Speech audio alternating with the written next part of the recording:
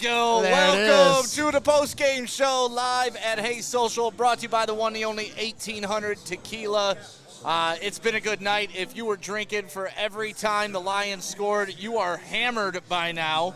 And, welcome. It was overall a good game. The Lions, you got to hold the thing together. That's been the problem all night long, Hanson. I was not aware of this. Well, you got to show up. That's the I've problem. been here, baby. I've been here. Chase is going to take care of you, but let's recap what just happened here with the Detroit Lions. I mean, they went into Jerrytown. They put the foot on the neck of the Dallas Cowboys, and they kept the foot on the neck of the Dallas Cowboys to the point where it just became almost child's play to them. I mean, they were trying to throw touchdowns to Taylor Decker. They were trying to throw laterals to Penei Sewell. They had a double reverse flea flicker touchdown. J-Mo's getting picked off by, who was that on that pick play for J-Mo's second touchdown? Gibbs coming out. I mean, they were just pulling out the entire bags of tricks today, and they did what they were supposed to do. They came off a bye week, and they beat that ass. They put foot to ass, Anson.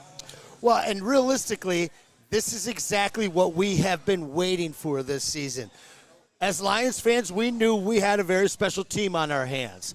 And we came out to a 4-1, awesome record. Or 3-1? 4-1. Just got off of, anyway. 4-1.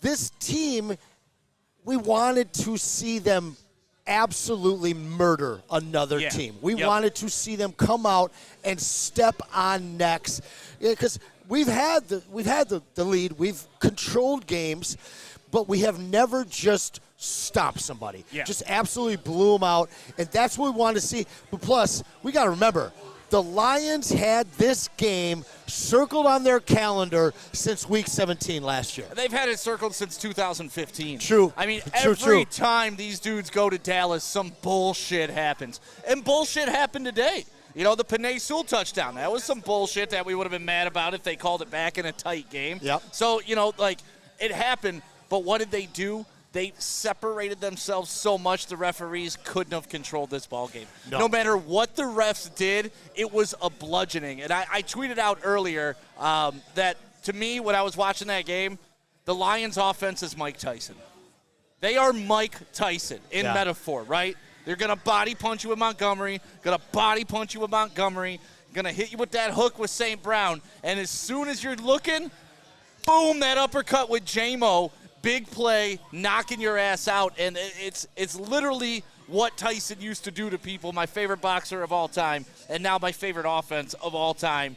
I mean, this is better than the greatest show on turf. I'm having more fun with it because I didn't give a shit about St. Louis. Well, and I mean, that's your guy. That's your guy. We're close. That's your guy, obviously, Tyson. I know you got some signed gloves in your basement. Yeah, and that's shorts. That is a very apt description of this guy or this offense. These guys, when they come out, you just really don't know. You have no idea where the ball's going to go. And there was so much made out of the Green Bay Packers offense coming in. Oh, we've got all these different weapons that you just don't know where the ball's going to go. We are the same, except for we have a level of weaponry that nobody can match. Not the Packers, not anybody that you know. I mean, we saw what happened to CeeDee Lamb today. Guy disappeared. And this team, you get out there, and what they're going to give you in the first and in the second quarter, it's a knockout punch. There's very few teams that can withstand what we give them early. Yeah, and honestly, what Ben Johnson's doing, I think it's finally clicking, right? You heard Dan Campbell talk about this. I think it was like week 2, week 3. He's like, I don't know, man. Sometimes it may take a while to get the offense going, man, and that may be after the bye week, man. And everyone's like, oh, my God, after the bye week? You had the whole offseason. But I really think they're just starting to get a pulse of what they should do. They started this game out with Monty. He beat your ass. He beat your ass. He beat your ass. Then you finally tried to do something about it. And the minute you think you have a retort for Monty, they thump you on the head with J-Mo. They thump you on the head with Laporta. And it's just, it seems like the timing, the rhythm, everything is there for the offense for the Detroit Lions right now. Well, you look at Jared Goff. And this is a guy that just a month ago, people were calling his name. Some people are even asking for his job. People were talking about Hendon Hooker, who we did get to see today. Yeah, and you know what? Not that I didn't want Hooker to do well, but I know if Hooker hit a deep bomb for 60 yards, he'd be like, see, he can do everything Goff does. Well, it's like, nobody no, better be calling for Nobody him right can now. do what Goff does. Nobody. Goff went 113, then 155, and then today 153 with his QB rating. So he had a perfect rating today. What is it? 158.3 is perfect rating. 158. So he won 155, basically 156 or 2 weeks ago, 154 this week, as close to perfect as you can get.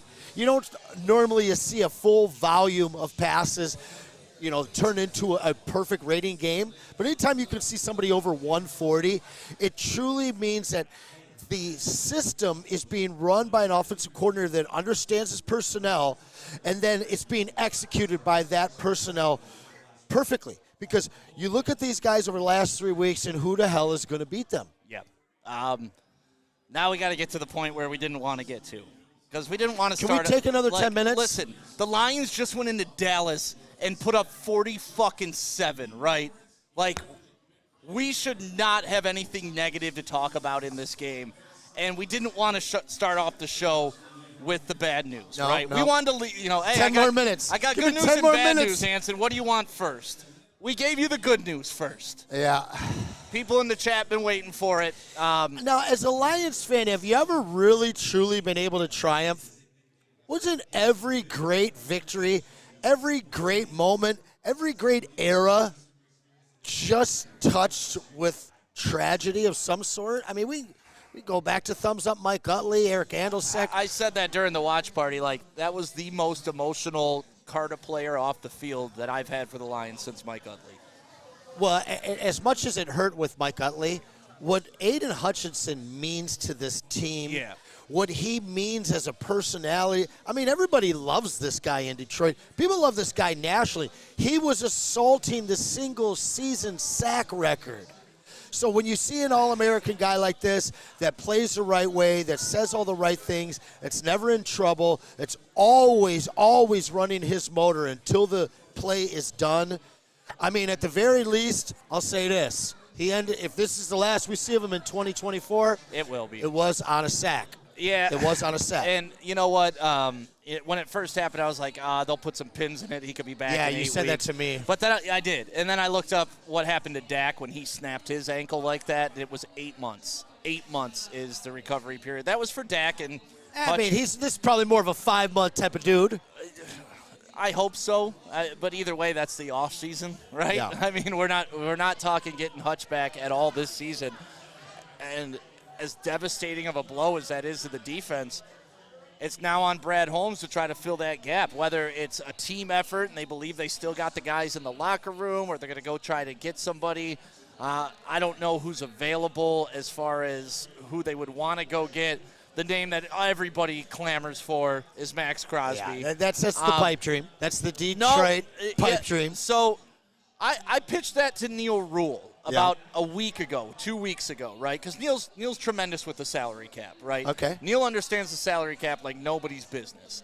And I told him, I was like, listen, you swallow that Davante Adams contract, because the Lions are one of the only teams with $40 million with cap space, right? Mm-hmm. They're one of the only teams that can absorb that Davante Adams. I was like, but you get Crosby in the deal, right? And he's like, no, you can't do that. What he's doing right now, he's stacking his payments to pay Hutch, right, next year, like he did with Panay and like he did with Amon-Ra St. Brown. Well, now, as shitty as it sounds, you're not going to pay Hutch next year.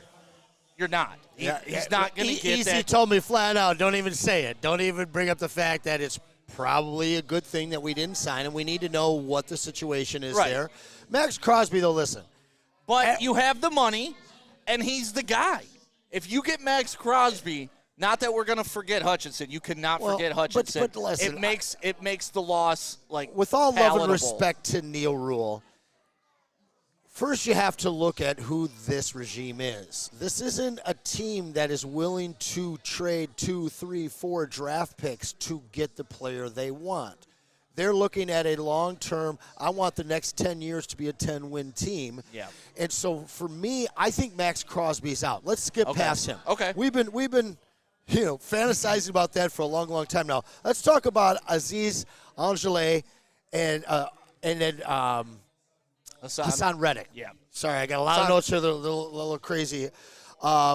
I think that Hassan Reddick is a guy that's readily available, and for now 6 weeks of nobody actually taking the plunge and putting the assets out there in order to acquire him in a trade, I think the timing's really, really good. I've told a lot of people, the draft heckler, one of our mutual friends, I've told him it's not happening. But with what happened today, it changes everything. It really does. It changes fucking everything. Well, man. You're seeing a championship window team. And now, again, this window, I think is a 10-year window because of this regime. But what we have, what we just saw here, beating the class or what we thought was a class of the NFC, what we have with this team now, you have to make a move to replace Hutchinson. The other side of the defensive pass rush has been a dead zone. And without him here now, we saw some creative play calling there out of AG. We saw, my boy, the Honey Brancher, get through with a sack. But without a guy like Aiden Hutchinson stirring the pot, starting every defensive possession off, we have to replace that. Yeah, it's just how, right? It's a defensive player of the year. It's not just some defense. It's not – if it was Josh Paschal, I think we'd be like, oh, God, next man up. But Aiden Hutchinson is not a guy you can replace that simply. It's not a guy that you could just find on the street. Front runner for the Defensive Player of the Year at this point. Yep. Stick, hope your honeymoon went well for you and your wife from Just a Fan. And He's tan, bro. You should see him. Tan for me.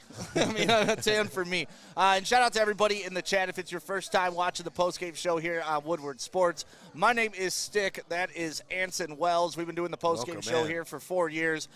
We've been a part of this grind with you Lions fans, watching it from years between wins to now back-to-back 40-plus point games, which they haven't done. 1962. Crazy.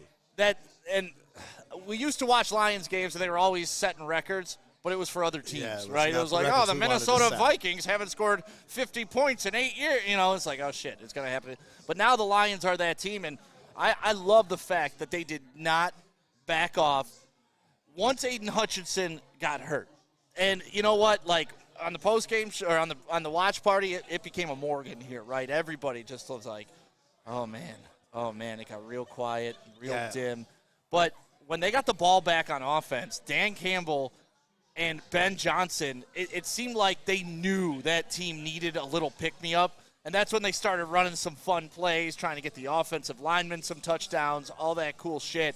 And it just showed to me. They roofied Lions fans. Yeah, they were like, forget everything that you just saw up until now. But those guys didn't wallow in the moment, right? No, that was big. They didn't sit there and just try to run the clock out for the entire third quarter. They went for the fucking jugular. And I love that. And, us as fans can sit here and be depressed.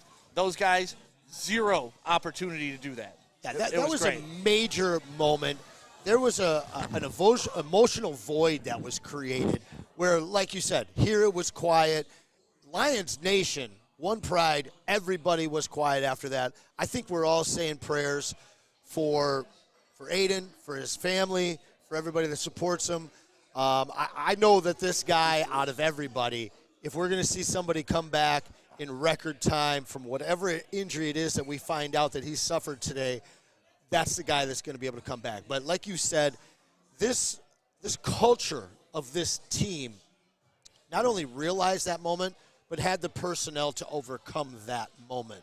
So I like your take there. The fact that we were able to come out, move right down the field, and kind of quiet our own fears, our own hurt a little bit by not just like all of a sudden, hey, we gave them 17 points after that. Yeah. Still won the game, but we lost our best player. We won by 12 points, and we're all leaving today feeling it. But instead, there's a lot of optimism with a little bit of a poop-colored lining.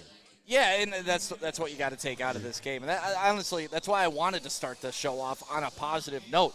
Because if you would have told me, hey, without context, the Lions went to Dallas and beat that ass, put up 47 points, I'd be like, oh, my God, that's exactly what I want out of this game. Right? But then you slide in, but you're going to lose Aiden Hutchinson for the entire season. Well, listen, if I would have told you that we only threw the ball 27 times, that no receiver on this team had more than 4 catches, would you believe me that we scored 47 points? No. But that's the thing. This offense is just so damn efficient, and they can do it in so many ways and so many different guys. But it was more than the offense today. Yeah, the defense. Defense stood out tonight. I mean, that 5 takeaways. No turnovers. I love hearing Anson gas up the Lions because there's a perfect dono right here. Shout out Steve Robertson. Brand new Lions. Say it, Anson. Brand new Lions with some exclamation marks. I'll say it when we're in the Super Bowl, baby, which I believe we'll be there in February. Yeah, and if everybody's new to the show, Anson's still an SOL fan. Listen, I'm going to tell you right now, it's okay. You can have standards. If you're a Lions fan, you understand what it is to be this high, 47 points high today, and at the same time still have to swallow a broken whatever leg on an Aiden Hutchinson. That's the pill you got to swallow. Listen, it's never clean as a Lions fan. You can never have your cake and eat it too as a Lions fan. Yeah, Theo brings up a good point in the chat. On the bright side, it's better than a knee injury because they'll just put a metal rod in it and he should be fine next year. And yeah, I mean, listen, medical technology has come a long way. Aiden Hutchinson is an absolute That looks like a compound fracture, though, man. He's a specimen of a human being. He'll be back. So we talked about Aiden. We touched on that. Let's not talk about that anymore. Yeah, let's get back to Monty. Monty started this game off the way the Lions needed to start this game off. I mean, shirt getting ripped off, running into the end zone, just bulldogging people. He signed that contract, and he came out and wanted to prove he did. He was worth every penny that they paid him and re-up that man. And what I love about it is we got these two for the next year. Some guys don't bring it right after they get signed. No. Some guys lay on their laurels. Not Dan Campbell and Brad Holmes guys. Not Monty. No. No, he was a monster today. Honestly, if you went out 17 games and you bet, who's our awesome betting site we work with? Give them a plug. Caesar Sportsbook. Caesar Sportsbook. There you go. You go on to Caesars each week, and you put some money on Monty scoring the first touchdown. I promise you're going to win a third of the year, man. It's amazing what that guy does for the offense and just how it sets the tone for everything in there. Let's do this right now. If you're watching right now, let us know where you're watching from. Yeah, I love the phone's that. working, KG? We're almost up and running. We're about to give out the phone number tonight, and be careful. KG looking fresh tonight, though. Oh, he always does. Come on. That's why we call him Hollywood. But no, let us know where you're watching from in the chat. I got my niece watching right now. Hello, Briar. She's in Arizona. What's up, Briar? I know we got Lions fans all over the globe. I mean, when the Lions beat the Rams last year in the playoffs, we got calls from like Saudi Arabia. Yes. We got calls from all Dubai. over the place. So yeah, we want to know where you're watching from. We got Chicago in the house. Melvin's from Chicago. You got 2 more donos in the house as well. Anton Miller is in Arkansas right now, or is that Alaska? AK. That's Alaska. Arkansas. That's Alaska? AK's Alaska. AK's Alaska. Yeah. It is. We got Grand Rapids, Sydney, baby. Sydney. We got Kent County, Michigan, Ireland, Boston. Loveland, Cadillac, Michigan, Seattle, downtown Detroit. Canal, Winchester, Ohio. Worldwide, baby. Hey, shout out California. everyone at home. Just want to let you guys know that Stick finally got a win in the Dynasty League today. It's not official yet, but we're well on our way. My guys actually showed up. I got to be honest with you. Me and Wakefield were talking about it today. For a decade, you have had like the best on-paper team coming in. Injury. I'm a curse. I'm a curse, man. I don't know what else to say. Man. But nobody gives a shit about my fantasy dynasty team. I know you do because we're in the same league. We've been in it for years. But back to the Lions. Montgomery set the tone. Man. Jared Goff, just Mr. Consistent. What more can you say about Jared Goff? If you're not a Jared Goff fan by now, go jump off the fucking Belle Isle Bridge with some bricks tied to your feet, and I'll see you in the next life. Easy will show you the path. Yeah, Easy will lead the jump. He knows the direction. No, but honestly, I said it when he was Mr. Perfect 2 weeks ago. Mm-hmm. What more does this guy have to do? It used to be he couldn't throw the deep ball. That deep ball to J-Mo where he just dropped it over his shoulder right into his hands, absolutely perfect. Hey, I said it after week 2. If that's his worst game, and mind you, we've never seen a quarterback play 16 flawless games or 17 flawless games, not in the modern era. That guy had a bad week. Yeah. And if that's your worst week, where you're still this close to beating a playoff division-leading Tampa Bay Buccaneer team, I'll take it. That's my quarterback. definitely. I mean, he's just been everything that the Lions have needed to this point, and just such a great leader. And I saw people still complaining that you go to other sporting events and people are chanting, Jared Goff, Jared Goff. And listen, Jared Goff has become a battle cry for this entire city. It's about a man who was thrown away and has come back to be a champion. Those are the same people that rode me for talking about how much I got upset at Let's Go Red Wings at the Palace during the Teal era. Like, I get it, man.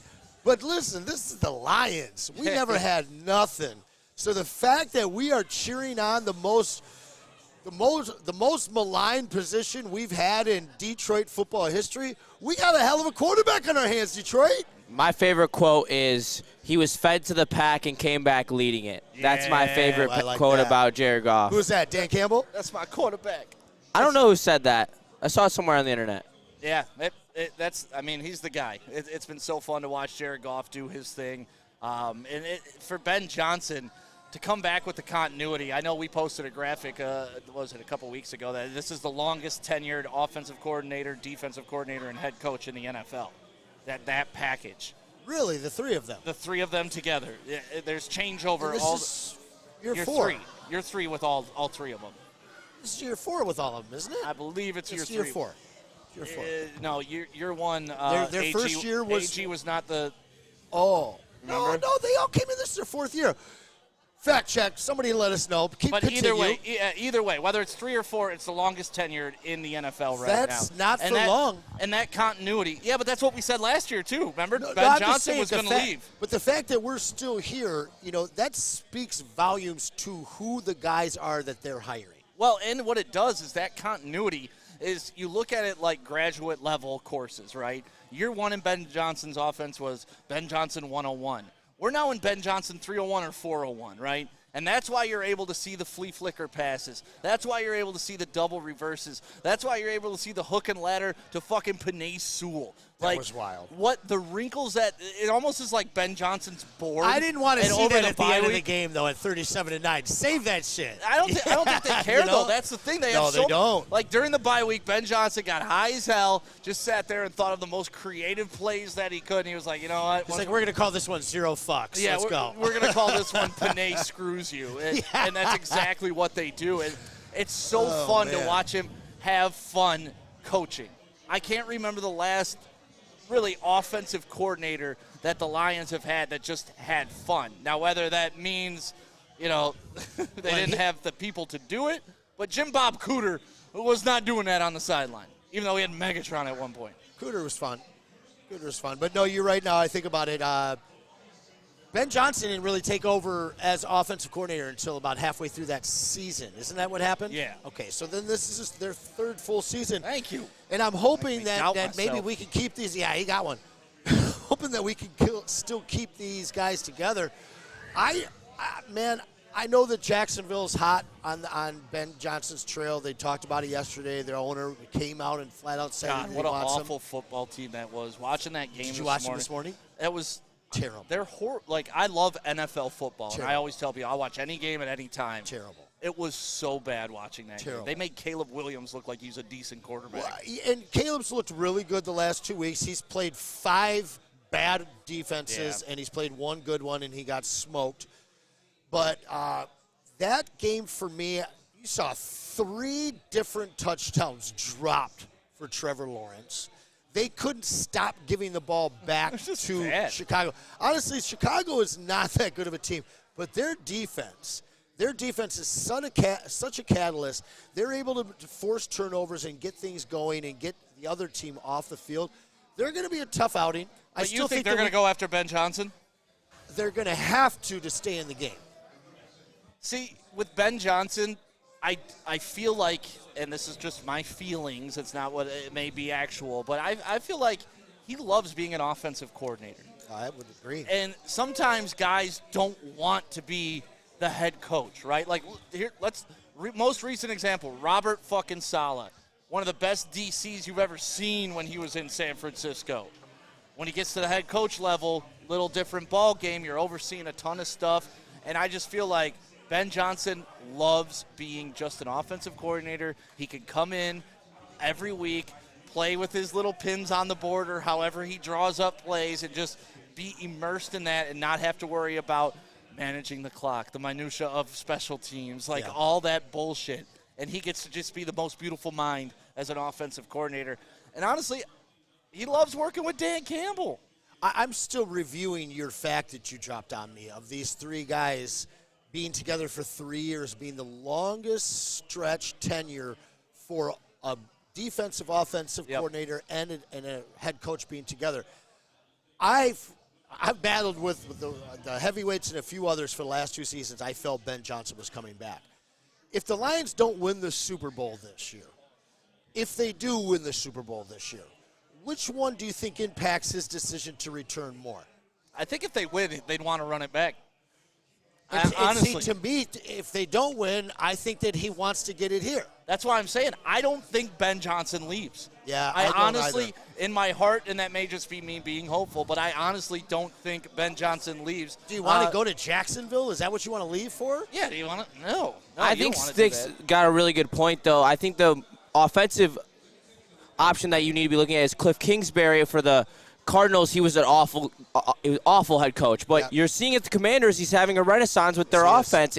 Ben Johnson just gives off that same vibe as Cliff Kingsbury, where he's very offensive scheme driven. He's a very good offensive mind, but like Stick says, he can't deal with the minutia. He just seems like he's an offensive coordinator type of guy. That's the glory. That's the fun. Great question here by Charles McLean in the Woodward Sports chat. Make sure you hit that like and subscribe while you're here, by the way. Lions win, going to Dallas, beat the hell out of Jerry's kids. But here we go. Anson or Stick. If the Bengals lose tonight, does the price for Hendrickson go up or down? Because that's another potential target for the Lions if they want to beef up that line. Well, I think it's not a matter of what the cost is. It's a matter of whether he's available. And if the Bengals lose, he could end up being available. This is one of the best edge rushers in the game. He can do more than just rush the quarterback. Hendrickson is really one of my favorite targets to be able to get. Very good run defender. Snatching DJ Reader and Hendrickson in the same year from the that Bengals. Would be amazing. It's like taking their heart, man. No, if we saw a loss out of them, what are they, 2-3 right now? Sam Hubbard, too. Matt they're 1-4. Yeah, that's a really intriguing point. That's a guy I missed on the list of short list of people that we might be looking at to be able to acquire here now that we've lost Hutch for what we think would be the season. I love that. Yeah, I love that. That's the move you make? Yep. It's so nice that we have a front office that I can say I'm comfortable with whatever Brad Holmes is going to go do. And you already know the second that injury happened, Brad Holmes is already light years beyond where we are with this conversation, right? I'm sure they already had their list of potentials who they wanted to go get. Now it's just going to get their ass. You're looking up Trey Hendrickson's stats? I'm about to look up his contract. I bet they already have 3 free agent options and 4 or 5 trade targets that they're already looking at. And the thing is, I'm glad I'm not in charge of the Lions because I'd go overspend and just do some dumb shit to try to fix this problem that happened today with Aiden Hutchinson. Brad Holmes is going to be smart. He's going to be deliberate, and if somebody tries to rake him over the coals, I don't think it's really going to happen. They're going to get the right guy for the right price. And even if they don't get a guy, do you think this defense is talented enough to rally around Hutch and become the unit that they need to be Super Bowl champions? Well, I had a question I wanted to pose to you guys, actually, is do you think that this defense is better without Hutchinson than last year's defense with Hutchinson? That's an interesting question. Better without him. Yeah. Saying better without Hutchinson just doesn't sound right coming out of my mouth. We added so much talent. Yeah, I mean, the defensive backfield, it was what they did to see. You saw what CeeDee Lamb did to us last year. What did he do to us this year? Absolutely bracketed the entire game. So, yeah, I don't know. That's a really good question, and I hate that I even have to fucking think about it, to be honest with you. I love it. I love that question because I think that we did so much work in the offseason. You look at Amik Robinson's impact today. Obviously, Carlton took a cleat to the head, but you saw his impact. You see the impact of a year 2 Brian Branch where he's freed up from having to operate on the line as a nickel and giving him the freedom as a safety. I'm looking down this list of guys. I mean, Levi Onwuzurike is all of a sudden a player. Aleem McNeil, and you pair him with DJ Reader, and nobody can run on us all of a sudden. Yeah. You know, and we had a really stout run defense last year, but there is a player out here, and it's probably not going to be Trey Hendrickson. It's probably not going to be Hassan Reddick. These guys are going to go out and find a bargain basement $4-6 million guy who was on the last year of his contract, and they're going to bring 2 or 3 of them in here to overcome the loss of Hutch, I think. They're a very specialist-driven team as well. That's why I'd probably agree with that statement. But I know everyone wants to splash and for us to capitalize on this window of us trying to get a Super Bowl. I mean, we have the contracts in place to have a long window where you can wait for Hutch to come back, but I think the whole fan base is kind of starving. Like, we have this chance. The NFC seems down. We seem like we're the best team in the NFC by a decently far margin. Why would we not just go out and get a pass rusher and confirm the fact that we could be in the Super Bowl come February? But that goes back to my question. Do you think this defense, if they don't add anything, is good enough to make it there or win a Super Bowl? Absolutely. I think that the offense is better and the defense is every bit as good, but it's deeper. You lose an impact talent, a guy that's crucial to your defensive scheming in Aiden Hutchinson. But what we've gained in our secondary, what we've gained in our depth, and what we've gained in our offensive line. Again, Onwuzurike getting better, Lee McNeil, and then adding DJ Reader in. I love Trey Hendrickson as we're looking here. I bring up his contract. It's a $20 million cap hit. He makes $15 million a year, and he'd be on the books for next year. That's the type of guy that I would see them giving maybe that kind of money to. This isn't a $16 to $20+ million free agency team, but with the question mark of what's happening to Hutch right now, we don't know what this injury could be. In a week's time, we know it's a year. He's gone for at least a year, right? That's what I'm saying is if it's more than a year, if we're looking at something that's 18 months, then you're really looking at this team being a little more aggressive than we've seen them in the past to try and get a guy like Trey Hendrickson, especially if we can keep him for another year at a number we know. Well, and like you kind of just alluded to, maybe they just kind of restructure how they do this defense. Maybe they come more of a blitzing defense. And, you know, AG isn't quite known for that, but you kind of got to – these guys are good. They're gonna get the most out of what they have in the system that they have in place for these guys. I just don't know what you do, man. I don't have an answer for Aiden Hutchinson. Yeah. And nobody in this league would. It's like losing a Bosa. It's losing J.J. Watt back in the day. It just changes things. It is, but you got to overcome it to an extent. Like, when it comes down, I think this defense is really good. I think we could make a Super Bowl with this defense. But at the end of the day, when you're in the Super Bowl, you need defensive linemen to make big plays for you. You need that sack. You need that strip sack. There are so many momentum plays if you look back in the Super Bowls of past. The Von Miller sacks the Panthers. Panthers-Broncos Super Bowl. I think we just need a player that can make that big of an impact and completely stop an offensive drive, like taking the ball away from Mahomes in a crucial moment. That's something you need in a Super Bowl winning team. Yeah, Justin, hit that little 3 that's between the two so you can throw the Hayes thing up, by the way. We are live at Hayes Social for the Lions postgame show live on Woodward Sports. Brought to you by 1800 Tequila. Of course, Sabbath Coffee. We got Soroki's in the building, New Holland Brewery, Tullamore Dew, all types of liquor, all types of food. They take good care of us. Yeah, we never go hungry here at Hayes Social. And what a crowd tonight. I mean, all right, so we've been focusing on players. Yep. And I know that I've gotten a little bit of flack for this in the past, but I think now after 6 weeks, let's talk about the NFC North. Who scares you the most? No one.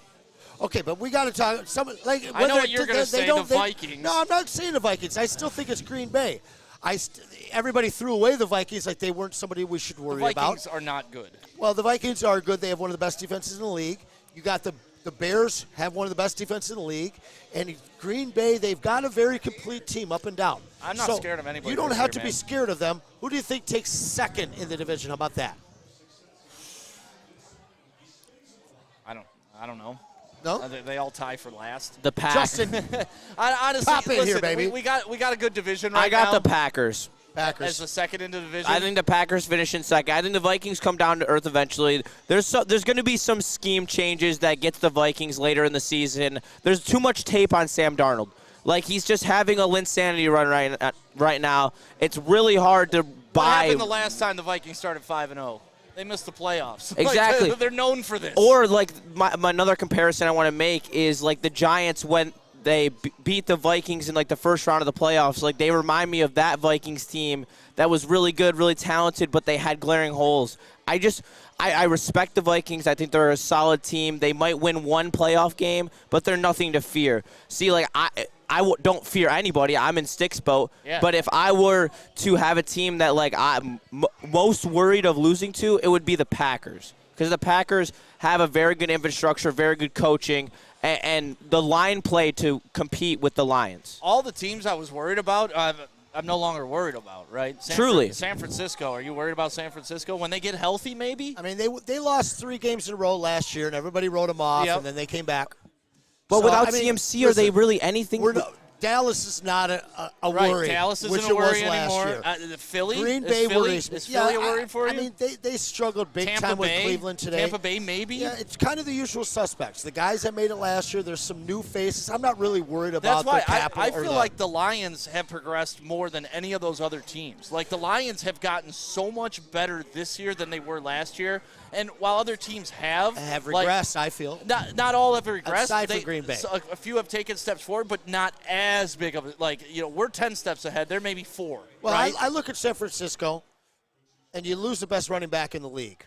And whether you get him back in Week 9 or Week 13, he's coming back and trying to reestablish himself in this system, trying to find some momentum. So their offense, in my mind, takes a hit.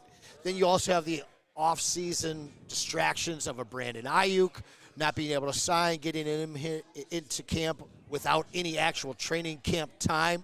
So I think that their offense has taken a step back, and we've seen it. They've struggled on offense. You look at Green Bay. Green Bay, to me, is a team that's doing exactly what they did last year. Keep you guessing, spread the ball around to everybody, and continue to win games. Beyond those 2 teams, yes, the Bears are intriguing. The Vikings have a great record. Your Tampa Bay guys, they're good as well. But to me, that game in Week 2, if we play that against them any other game of this season, we're not losing that. The Lions are never going to go 1-7 in the red zone again. Yeah. That was a fluke. It happened. It's over. Move on from it. Play ball. And we've seen it. The offense has excelled from that moment. Charles McClain dropping this in the chat as a super chat, $5. Thank you so much. I was about to read that. Hendrickson has played for Glenn and Campbell in the past. The only reason I mentioned his name. I mean, it was great. It was a great pull. It was a great name. A great addition to the postgame show. So we appreciate you commenting and appreciate everybody getting involved. So what we're going to do right now, we're opening up the phone lines. Uh-oh. For the first time this season, let's get crazy. We tried it on my cell phone. Y'all almost shut it down. Still got his number, guys? Yeah, no. We're not doing that. We got the real number. The 313-552-6322 is the phone number. That's 313-552-6322. Give us a call. We want to talk to you about Aiden Hutchinson. We want to talk to you about whatever else you want to talk about the Lions tonight. But 313-552-6322 is the phone number. It's the postgame show live at Hayes Social. Justin, let's take a quick break. When we come back, we're going to get to your phone calls. We're going to talk more Aiden Hutchinson. We're going to talk more Detroit Lions going into Dallas and snatching the fucking soul out of the Cowboys. It's over for the Cowboys. It hasn't been here since the 90s, but it's really over now. It sure is. We'll be right back. Walk into any Lady Jane's Haircuts for Men today. Open 7 days a week. Sit back, relax, and enjoy precision haircut, scalp massage, hot leather neck shave, and hot towel treatment from one of our talented stylists. Step up your game this season and take advantage of our $20 haircut special. Scan the QR code and get your coupon today. Lady Jane's Haircuts for Men, the ultimate haircut experience. Open 7 days a week. Walk-ins always welcome. Lady Jane's Haircuts for Men. It's wicked awesome. Can't get enough Lions coverage? Make sure you catch all Woodward sports shows every game day. Wake up with Woodward and Maine, giving you the latest insight into the Lions locker room and press conferences. Then join the Lions pregame show, highlighting key matchups, injuries, and what to watch for during the game. Follow all the ups and downs of the live game action with our Woodward Watch Party live on YouTube and WoodwardSports.com. After the game, check out the instant fan and host reactions with the Lions postgame show. Every game, it's wall to cool, kneecap-biting, high-fiving, chest-pumping Lions coverage. Hell yeah! Only at Detroit's #1 sports network, Woodward Sports. Woodward Sports, let's go! Welcome back to the Lions post-game show. We are live here at Hayes Social in Shelby Township, 21 miles in Hayes, east side Ansonville, we like to call it. My name is Stick. We do the post-game show here every game, and we do the watch party here. So if you're in the area or you want a cool spot to watch the game, we got 17-foot TVs. There are no better TVs in Detroit. No, period. this place is packed every single game. It's a great in-game experience. We play the fight song when the Lions score. It's a good time. We got Best pretzel appetizer in the game. You like the pretzel appetizer with the cinnamon butter? I got to get it every time. Sweet and savory. Yeah. I love it. Yeah, we hit you. But we got the phone lines working. KG, people calling in. KG can't talk to you. He's just going to throw you on the air, so we're going to talk to you live right here on Woodward Sports. Be ready. Yeah, let's see what we got. Have a little discretion here. What's the area code, KG? 586. You are on an east side caller. What's going on? You're on with the Woodward Sports post-game show. Hello? I can't hear him, KG. Oh, there we go. Go ahead one more time. What were you saying? Evening, guys. How's it How going? it feel to be down them Cowboys? It feels good, man. It feels real good. What'd you think about the game? Man, I enjoyed the game. Only thing is that injury. Yeah. Lord have mercy. Yeah, what do you I pretty much just stopped watching the game.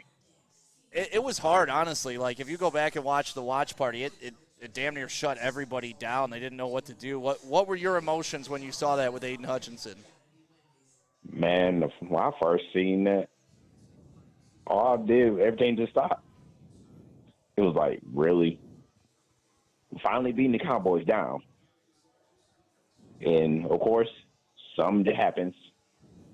And, all that joy is gone. Yeah. Yeah, that's what's really fucked up. Like, the first time we finally get to enjoy a Dallas Cowboy game in Dallas, and it just, like, the joy just got taken from you. It's like, yay, we won. Finally. We got to use all the young stud DNs for the joy this? Really? I know, right? Yeah. Even when we win, we lose a little. Feels like. KG just dropped that call. We appreciate you calling in. All right, next up, who we got, KG? 814. An 814 area code. What's your name and where are you calling from, 814? Hey, this is Adam from I'm originally from Redford, but I live in Pittsburgh now. All right, Pittsburgh calling in. What'd you think of the game today, Adam? I was watching that B-Dubs, and man, when that happened, it was like we automatically were losing. I went from happy as hell to, oh, shit. Yeah. Yeah. Yeah, we did too. Yeah, how was I had Pittsburgh fans cheering for us, though. Yep. Yeah, I mean, listen, tonight was the battle of the new America's team versus the fake America's team, and, you know, the Lions put on a show for everybody. The Lions, I believe, are, 8-1 in prime time in the last 2 years. So when the Lions get put on prime time or the game of the week, out, baby. they absolutely show out. But, yeah, you got Pittsburgh fans rooting for us. That's cool because Pittsburgh was always my secondary NFL team because I always wanted the Lions to be. Who we want to be. You want to be badass like Pittsburgh. But Pittsburgh's on board for Detroit? Yeah, I don't know if it was because the Cowboys beat them last week or they were actually happy for us or just rooting against Dallas, but they were definitely on our side. So South Side, Shady Side, where you at? Well, I work in Pittsburgh, but I live about an hour away. Okay. So I'm down here driving people around. I drove a bunch of Cowboys fans around last week before the game, and, man, they did not even want to talk about this game. They were straight scared. Wow. I love for that. good reason. I love that. Wasn't that gets me Aurier going. just talking about not knowing anybody's names on the offense? He should have a refresher because he was looking at the backs of jerseys all night. Yeah, they were announced over the loudspeaker all damn game. Well, Yeah, Adam, right? we appreciate you calling in for Pittsburgh. Thanks for being a part of the Woodward Sports post-game show here. Go Lions. At Hey Social. KG, who we got up next? 517. Lansing in the building. My area. Who's this? Oh, he hung up? Okay, who else we got? Big L. 440. I have no idea where that's from. Who's this? Come on, you got to at least take a Utah. You got to take a guess. Utah. Isn't that Pennsylvania? Utah. Isn't that Pennsylvania? Arizona. No, Ohio. It's Cleveland, Ohio. Cleveland, Ohio. Hey. Boo. It's Whoops, all sorry. right. I'm a And we just got disconnected. Hey, I'm a Michigan fan. Wait, I grew up in Michigan. Yeah. That's Double right. disconnect. That's right. Oh, fuck you, Hanson. Go blue. So anyway, yeah, well, that's a whole nother story. Well, what But you got, man? the one team I hate the most is Dallas Cowboys, period. Cowgirls, Like, man. there could not be a worse team in the NFL, and thank God we whacked them. And we could lose every game, honestly. I think we could lose every game the rest of the season, and I would be so fucking happy. Oh, I swore. You're fine. I'm so You're fucking freaking fine. happy that I couldn't stand myself. Yeah. The other thing is Adrian injury, horrible as it is, we will pick someone else up. We have the cap room. Life will go on. I hate that. I love the guy. I almost bought his jersey, but didn't do that. So you're not going to buy his jersey and now the because he last got thing hurt? I want to say is Detroit Lions are the greatest show on turf ever. That's Period. right, yeah. End of story. That's right. I find this team a lot more exciting to watch, mostly because it's my team. But, that offense, the greatest show on turf did not have offensive linemen potentially scoring multiple touchdowns in any game that I can remember. Or the running game. Yeah, exactly. I mean, that Marshall Falk, he was pretty damn good. But, but that wasn't quite the two-headed monster. We have two backs. Yeah, it wasn't the two-headed monster that these two are. Great call, man. Thank you for being a part of the post-game show. That Decker near Yeah, bless catch you, in boys. the end zone, would that have been the greatest offensive lineman catch in NFL history? It looked like it was stuck on his hands for a second. It too. was behind the guy's helmet? Yeah. Man, I wanted that one. All right, real quick before we take the next call, for everybody calling in, we cannot screen the call. Yep. So when I answer and it stops ringing, just hold the line. Yep. Just want to let people know so Just they're being not put on dropping the hold. calls. Appreciate All right. that, KG, and So- appreciate you getting the phones working Oh, tonight. got you. The next number is 775 area code. Hello, you there? Who's this? 775. I hear you. Is that Florida? Hello, 775. Going once, going twice. All right, he gone. All right. Who we got next, KG? 248 area code. 248. I ain't trying to get your whole number. There What's it good, is. bro? Hey, what's your name? Where are you calling from? Hey, this is Steve Robertson out in Phoenix, Arizona. Yeah, Steve got through. This is our guy. What's up, Steve? Oh, my God. How you been, man? Oh, it's been hectic trying to listen to people with the doom and gloom. Yeah. I mean, you gotta be real with it though. Like losing Aiden Hutchinson is doom and gloom. Like it's tough. Like Listen, we didn't build this team on one player. that's true. Very true. We are the brand new Lions. We're going to act like it. And we're not going to tuck tail and say, oh, there goes everything. There's some gloom, but I don't think it spells doom. Yeah, I mean, No, we should find somebody. Who do you got on your plate? Who do you think could fill that role, or at least potentially fill a couple snaps to get us through? I wish I was Brad Holmes. I'd be a lot richer. But I trust in his process. I love hearing that. I hear so many people in Detroit that question things that happened in July. Yeah. At what point has this man acquired your trust? What point has he earned it, and is it rock solid? Because at this point, like he said, I trust him. He gets paid a lot more than I do to make decisions. Well, and I think that that's the guy that we have to trust to go out there and fill those shoes of Aiden Hutchinson. Well, let's be honest. He's put himself in a very good position, too, because if we were sitting here with $0 on the salary cap and, we couldn't have anything to do and we were strapped, like, that's the good thing. Brad Holmes put us in a position where he got money in the bank. He could go overspend if he has to, like I would do, but he may not because he's a lot smarter than I am.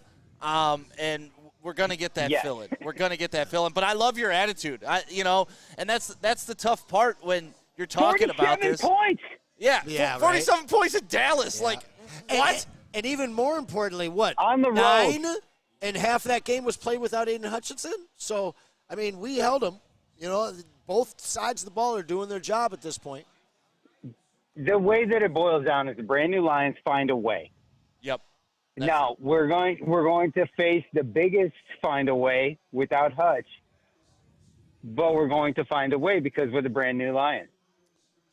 Well, I appreciate your call, and I appreciate you texting all the time. He's the guy that sent us the videos from when the Detroit Lions fan absolutely took over Arizona Stadium. Yes. So, Hey, shout out to him that banged on socials. yeah, appreciate you calling in, man. And text me anytime. He's one of the guys that got my personal number the first week when we gave out the phone number, and he's one of the cool ones that keeps texting, but he's allowed to. Who we got next, KG? What's the number? 734. You're on the Woodward Sports Postgame Show. What's your name? Who's this? From Virginia. All right. I just wanted to apologize to Lions Nation. I think I might have cursed the team. Oh, no. I've been trying to buy a Lions jersey for a couple years now, and it came in yesterday. I bought a Hutchinson jersey, and I wore it for the first time today. Oh, no. I feel like I kind of brought on something, so I'm probably just going to hang it up in my closet from now on. Can you buy an Aaron Rodgers jersey? That's crazy. Can you buy an Aaron Rodgers jersey? You know, they're pretty expensive, but I think I should start saving up for one. Yeah, let's take out his ankle as well. But you got the mojo, bro. Yeah, thank you. No, it's funny because like our thumbnails for the YouTube stream get made, well in advance, and Aiden Hutchinson's on the thumbnail for this YouTube for our post game show, and he wasn't on any of the other shows, just the post game show, and I was like, oh man, Ryan Lentz had a premonition, and it's appropriate because that's. I went to beat up, sporting my new Aiden Hutchinson jersey, and then that happened. Well, now you're in Virginia at the B-Dubs. Were there other Lions fans there? No, not really. It's like a big military town, so like everyone kind of has their own team. Sure. Did anybody give you any love for what you had to just go through while you were wearing his jersey? No, I think people were just kind of pointing at me and laughing at me. But that's so crazy. That's rough. Hey, did you serve in the military? Yeah. Is that why you're out there? Yes, sir. Active duty. Well, we appreciate you, man, and everything that you do for this country, man. Thank you for your service. Thank you for everything. Thank you for your service, and thank you for the phone call. We are live at Hayes Social here in Shelby Township, Michigan, celebrating. Last Lions game, we popped a bottle of champagne because Mr. Perfect, Jared Goff. Yep. This was almost champagne worthy. If it wasn't for the Hutch we'd thing, be drinking champagne. Going into Dallas thought about that already. and absolutely curb stomping them, like this would have been champagne party. But Champagne City. It's not. I mean, it's still an 1800 party, and make sure all your parties are 1800 parties. Brought to you by. It comes with its own shot glass. If it you does. Don't already know. Yeah, people that don't know that, if you turn it over, there's a shot glass there. KG, who we got on the phones, man? Phones are rocking. We got over 1,000 people watching. 313-552-6322 is the phone number. What we got? So if we get duplicate area codes, I'm gonna say the first three of the phone number, just so you know. So 317 is next. 317, you on? Name and number. Name. Where you calling from? Name where you calling from. Hello? 313. What's good, man? Hey, can you guys hear me? We surely can. Yeah. Loud and clear. Beautiful. So first of all, I want to say happy birthday to Jerry Jones. He can kiss my nuts 82 times. Damn right. And one for good luck. Yeah, and one for Aiden Hutchinson. Right. And I actually bumped into him, crazy enough, at the draft combine when they were down here in Indy. And I told him we were coming from. Into Hutch? No, into Jerry Jones. Jerry Jones. Yeah, there was a big Dallas Cowboy bus. And I'm like, what if Jerry Jones just comes strolling? Dude was rolling with no entourage, no security. I mean, you got to respect that. We were coming. Listen, there's two things I respect for Jerry Jones now. One, what you just said, rolling with no entourage, no security. Two, when the COVID draft was going on and him and that $200 million yacht that he was drafting from was like, all right, Jerry Jones gets it. Yeah. He does. I'll make it short and sweet, fellas. Call me crazy, but when the Hutch went down, obviously I felt for him. And it wasn't this weird gloom and doom of like the Super Bowl runs over, but like it's done. My first thought was like, he was on his way to win a Defensive Player of the Year. Yes, that sir. was my first thought. 100%. But I don't have this like dreadful feeling like I'm scared that this run is jeopardized now. Honestly, and we saw it through the game, and we're going to continue to see it. This is going to light a fire under this team's ass. We're not a one-dimensional defense. Now, obviously, we need a big monster on the edge, but I think Brad's going to get that done. And, you know, you could ask me, oh, who do you want on the – I trust him. Whatever Brad thinks is going to be best for the team. And I just think this team has even more of a purpose now. We're still going to the Super Bowl. We're going to win it for Hutch. There you go. Hey, it's going to be a win for the Gipper. Street clothes, but he will be back at a Super Bowl playing. I could see Aiden Hutchinson pulling a Russell Wilson, though, and going full uni while he's out on the IR. Just standing there full uni, eye black and everything, ready to rock. I love that. No, great phone call. And, you know, that's been the attitude of a couple people. Steve called in with that same attitude. Like, listen, this is a galvanizing moment for the Detroit Lions. This is something that they can wrap their arms around. This is something that they can, you know, take and be like, listen, we lost our lead dog on defense. It's time for some other dogs to step up and prove to everybody in this locker room that we're a team. It's not about one man, but we're going to go do it for that one man because that's our leader. And this is a big moment for Lions fans because any other Lions fan in the past, this kind of moment would everybody be calling up with doom and gloom right now. Yeah. The fact that he mentioned that this team as a group, the defense, can come together and overshadow the loss of Hutch, I buy into that a lot. I don't think they can fully do it, but at the same time, I also bought into the second half of his call in the fact that he trusts this regime to go out and find that guy or two to plug in so that you don't feel the loss of Hutch as badly as you do. This team, grit, resilience, that's what they have come to be known by, and now our fan base here is starting to show those same strengths, those same things that are holding this team up. They've got to hold this fan base up through this kind of an emotional blow that we took today. Yeah. If the Lions would have lost this game, I think we'd all have a completely different tone right now. Because not only did you lose the game, things aren't looking great on that level. You also lost Aiden Hutchinson. I think a lot of people would have put a bow on the season already, whether it's right or wrong. I think a lot of – but the way they won this game, the way they just absolutely beat them down, and even after Aiden went out, because you got to remember, Aiden was out 4 minutes into the second half. 4 minutes, and they did not stop. They kept going. They scored more. Yeah, they scored more. Yeah. They had more fun. They opened the playbook up more, and they held them to just a field goal. Mm-hmm. In the entire second half, right? There were only 3 points in the entire second half for them. I think it was 20. Because they had 6 in the first, didn't they? 20 to 3, I believe, at the end of the first.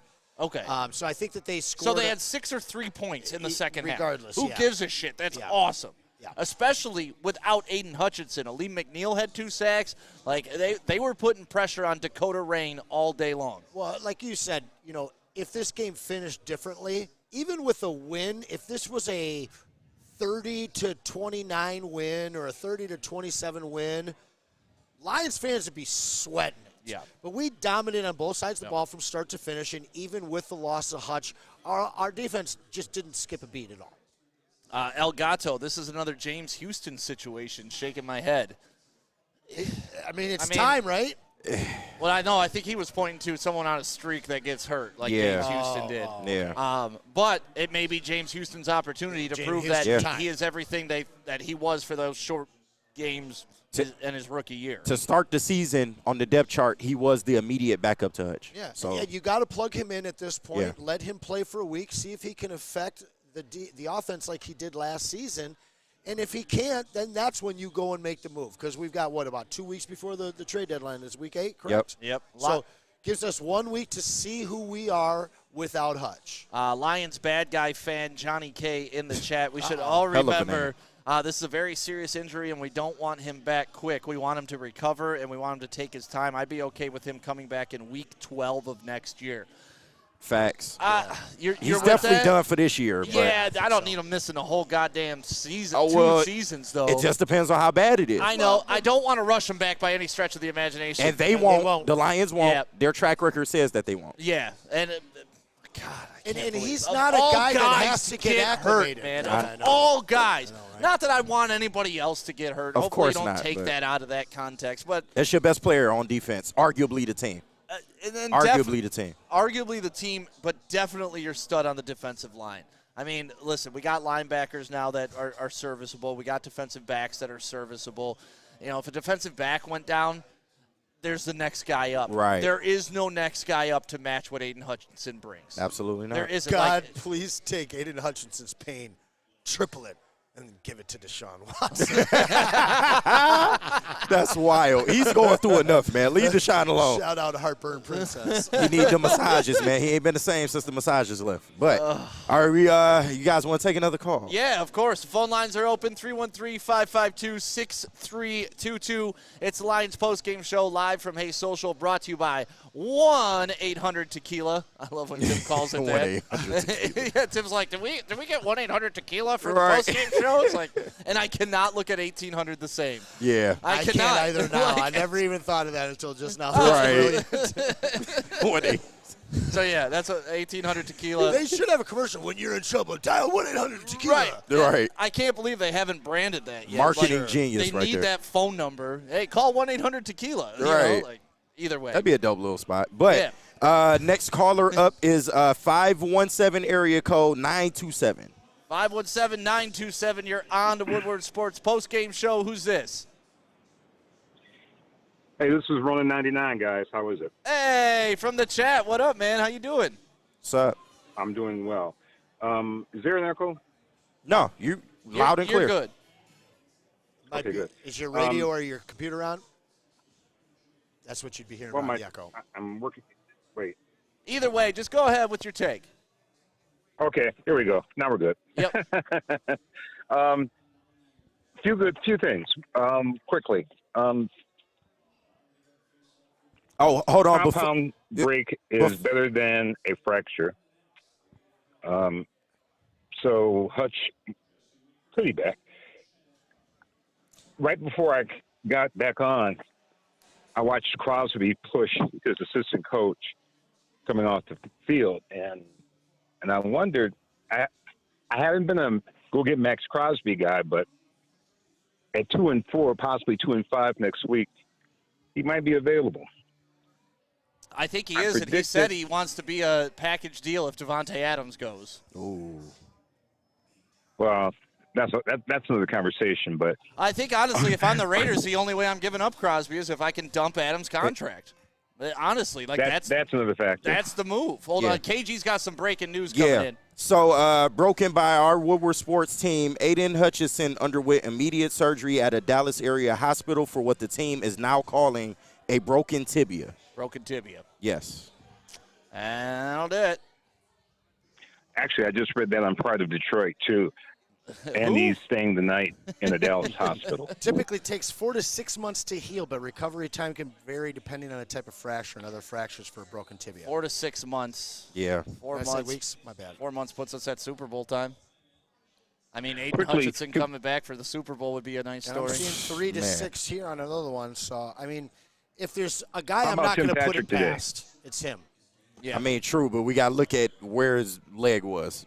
It was not in the Wrapped right around place. another guy's calf. Yeah. So, thank you for the call. Yeah, he brought up another Thank name that Anson I know you've been high on since week 2, and I was kind of like, listen, let's not talk about Tim Patrick till it's time to talk about Tim Patrick.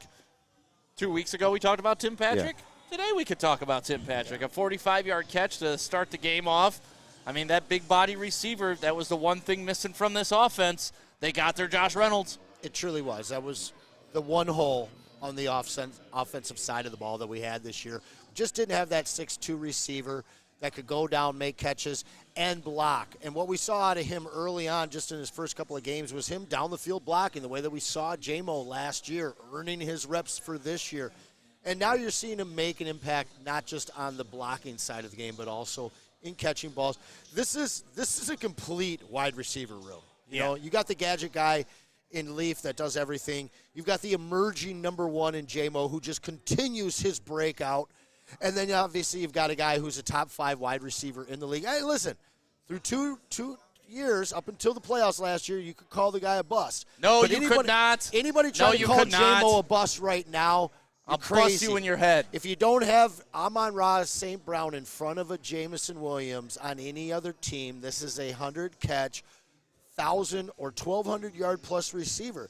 And then you add in a guy like Laporta who's been forgotten in all of this mess. Yeah, even today in this game, I mean, we haven't really talked about that run and catch by Laporta. I mean, the dive into the end zone. Gimmick. It's just they just have so many weapons, so many cool things to talk about, and Sam Laporta is definitely one of them. We got any more phone calls coming in? Oh, pack lines. Yeah, phone lines are packed lines. after a game like this, and I appreciate you and Kool-Aid for getting it up and running. And shout out to Kool-Aid. This guy does not get enough fucking credit for everything that he does this network. Dude's everywhere like air. Dude, Jordan. Yeah, he. Or like Brian Branch. Yeah. Oh, Kool-Aid man. is our Brian Branch. Bro. And Brian Branch could be NFC Defensive Player of the Week. This thing right here is circled. How good is the Honey Brancher? I think he's good, and I think you need to quit pushing that nickname. I'm pushing it. He trying. Ain't I'm pushing it. That You've one been trying tired, for 2 man. years. Right. That one is tired, man. It's been a year. It's been a year. He's been here for a year. We love you, Anson, What's but that happening? was Honey tired. Brancher's happening. It's happening. All right, so our next caller, area code 505-290. 505-290. You're on the Woodward Sports Postgame Show. Where are you calling from, and who's this? This is Miguel from Albuquerque, New Mexico. What up, Miguel? What'd you think of the game today? Dude, I'm a fucking diehard Lions fan. My dad is a Lions fan, so, like, to see this season come is, like, a blessing. Last season, we could have made it, but as far as this game goes, Aiden Hutchinson, man, fuck, that was a blow. Yeah. Yeah, and it sucks because it literally is so much pissing in the Kool-Aid. Like, this game, we should all just be happy right now, but we can't. We always circle back to Aiden. Well, like, as soon as I saw the injury happen, it was like, fuck, man. Yeah, unfortunately. Super Bowl hope. Unfortunately, I saw it, like, when they did the initial replay, and I was trying to tell him, like, no, his legs broke. And then we saw the stills with it absolutely wrapped around the other leg. Oh, Dude, nasty. It's hard to I didn't even want to look at it. I looked down. Odes to Joe Theismann. But what I got to say for the defense moving forward is that secondary stepped up, definitely. Second half. Yeah, they did. And obviously that's the biggest difference between this year and last year's defense, right? It's the secondary. They totally replaced everybody. They brought in the 2 rookies. You get Carlton Davis. You get Amik, who's made some big plays. You know, Kirby Joseph is doing crazy work back there. And then you slide your boy, the Honey Brancher, and let him just kind of roam. It's catching on. It's been really fun to watch that secondary evolve. Well, without that secondary, Hutch doesn't have the sacks that he has, all right? He doesn't get the time. DJ Reader, all the guys that are getting to the quarterback right now, it's because of that extra second that our secondary is providing our front. And Jack Campbell can't get it up either because he was making some plays. Like, wow, Yeah, well, we appreciate him and Anzalone back there. We appreciate the phone call. Yeah, thanks for calling. Appreciate it. And that's it, Like I said, with linebackers, if Anzalone goes down, you got Jack Campbell to step up. Jack Campbell goes down, you got Anzalone to step up. We talked about it's just Aiden Hutchinson. You got Aiden Hutchinson goes down, it's we didn't miss Derek Barnes today, did we? Yeah. Yeah, Derek Barnes. For a team that already had Marcus Davenport go down for the season, now that's both of your bookend edge rushers. Yeah. God, I already forgot about Marcus Davenport. Exactly. Exactly. When it hits home, it's like, damn, we just lost both our starting edge rushers. Next man up. Yeah. Yeah. Wow. Silent Mike in the chat. What up, hey, Silent Mike? shout out Silent Mike, my dog. Yeah, the dude. So does he just type like the space bar? He types in Braille. Right. What's up, Mike? Good people. Hey, man. All right, so next caller, area code 206. 861. Calling from the 206. Who's this and where are you from? Hey guys, it's Ken. How are you guys doing? It's good, man. Doing well. All right. I'm down in South Florida. Did you dodge the hurricane? Survived the storm. Yeah, right. That's good. Good, man. Good to hear that. Glad everything's All right. okay. So what'd you think of the game? I've been following the Lions since the days of Landry. And, a lot of players have come and gone. I was just wondering what your thoughts are if he's not available. As far as Hutchinson not being available? No, I'm thinking about, I know Hudson's going to be out for a while, right? Yep. Yeah, the rest of the season for sure. So how about Crosby? Did he say he would like to play for the Lions? Yeah, I mean, listen, Crosby's said on multiple occasions that he loves Dan Campbell. He loves the Lions culture. I mean, he was tweeting out when the Tigers were playing that, go Detroit, like from Eastern Michigan. I don't think there is a place that Crosby would rather go than the Detroit Lions. It's just, are you going to be able to pry him out of the crooked hands? Pony up, baby. Pony Al up. Davis. Of the ghost of Al Davis's son. Right. I mean, can you get underneath that hairpiece and steal yourself a Max Crosby? And I'm still in the camp of, if you want Crosby, you got to swallow the Adams contract. Absolutely. You need to take that $40 million on the chin, and you got to go. And Kool-Aid, you're screaming, do it. I agree. Like, the window doesn't get bigger, right? Yeah. You've seen it with the San Francisco 49ers. How many times have they made it to a Super Bowl and haven't won shit? You saw it with the Bills like 4 years ago. Oh, they're going to be back. They're going to be back. They ain't even come close to getting back. You see it all the time. Yeah. You cannot throw away any – if you think you're even have a shot at it, you got to go all out for it. And I know this is, once again, why I'm an emotional fan and Brad Holmes is a smart GM, because that was a lot of the mindset last year, too. Lions are close. Got to go get Chase Young. Yeah, but it wasn't If they don't get Chase Young, they're stupid. Now it's not about adding that last piece. It's about filling that fucking gap that your defensive player of the year is not there anymore. Yeah, and that's what I kind of worry about, because the Lions have never been in this type of position before. Yes, they have the money to go do it, but we don't have any precedent saying that, they will do it. Or, even if you bring somebody in, you still have to worry about them learning the playbook, acclimating to the system. Like, this thing isn't just plug and play as much as we would like it to be. Right. So you have to pick the right player, one, and two, you got to make sure the money is going to match up, which I know Brad Holmes and them, they going to, figure that part of it out. But the player has to be an absolute fit here, and you got to know he's going to hit the ground running if you make a move like that. But I was going to say, that is the good thing about the defensive end position, though. It's see ball, get ball. A lot of times, like, there isn't a ton of schemes. They will run stunts and stuff like that. And we've seen with Aiden Hutchinson dropping him back into coverage. But mostly, if you get a defensive end and you want him as just a straight-up specialist. Like, all right, it's third down, go get him. That's the play. Lions fans aren't going to want to hear this, and you're not even going to want to answer this question. If you could be guaranteed one Super Bowl championship in the next 10 years of not even making the playoffs versus making the playoffs the next 10 years and having a chance to win, and now I really shouldn't ask you that, because you and I are going to have the same question or same answer, because we're Lions fans. But the Ford family, what it means to this city, what it means to the stadium, and being able to create a culture that brings in free agents the way that the Steelers have been able to for our entire lives, what I see out of this Lions team, I don't think they're going to go and make the splash and go and get a Max Crosby. I don't think they even go and get a Trey Hendrickson. Okay? I think that this is a team that goes and finds an expiring one-year rental for 11 games, a guy that costs you $5-6 million. Who was the guy, not Vaki or whatever, the guy that we picked up last year on the offensive or defensive line last year? Bruce Irvin? No, the old dude. Yeah, it was a lot of seniors. It's Bruce Irvin. Bruce Irvin. No, not even him. It was another guy that had this. Regardless, that's the model of what these guys follow. Yeah. Because it doesn't track or take up any of your money or assets or capital from future years. Now, my question is I always believe that these last 3 years.